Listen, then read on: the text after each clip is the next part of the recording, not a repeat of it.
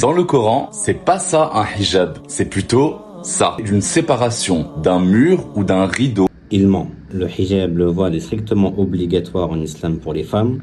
Allah subhanahu wa ta'ala dit dans le Coran Ya ayyuhan nabiyyu qul li azwajika wa banatika wa nisa'il mu'minina yudnina alayhinna min jalabibihinna. À savoir que depuis le temps du messager alayhi salatu wassalam, le voile pour la femme était déjà une chose courante, mais elle le portait de sorte à ce que leur cou était découvert. Donc il fallait rabattre leur voile sur leur poitrine. Et celui qui renie cette obligation, parce que c'est une chose sur laquelle il n'y a aucune divergence, alors que la preuve lui a été établie, ça fait partie des annulatifs de l'islam, de renier ce genre d'obligation-là. Comme hadith, on a également le fait que le messager alayhi salatu wassalam, un jour, alors qu'il avait demandé à des femmes d'aller assister à la prière de l'Aïd, l'une d'entre elles lui avait dit qu'une sœur n'avait pas de hijab.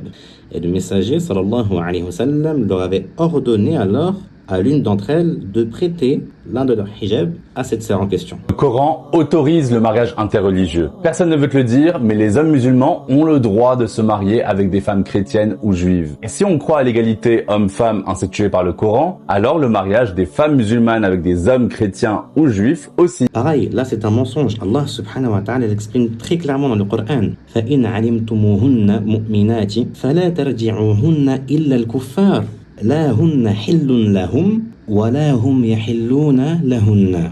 C'est clair. ولا تنكحوا المشركين حتى يؤمنوا. Il ne faut pas oublier que la filiation de la religion en islam elle se fait par le père et que même pour les hommes se marier avec des femmes des gens du livre, il y a des conditions comme le fait que la femme soit connue pour sa chasteté. Et même Omar ibn Khattab radiallahu anhu de son temps, il déconseille déjà aux sahaba de faire ce genre de choses. Mais c'est pas autorisé pour la femme pour autant. Et comme 99% des gens, tu penses que l'islam est incompatible avec l'identité LGBTQIA+, écoute bien ça. Le mot homosexualité n'existe pas dans le Coran. Pas. Et là, je sais même pas quoi vous dire. En fait, c'est tellement gros, je me dis au bout d'un moment, jusqu'à où ça va aller.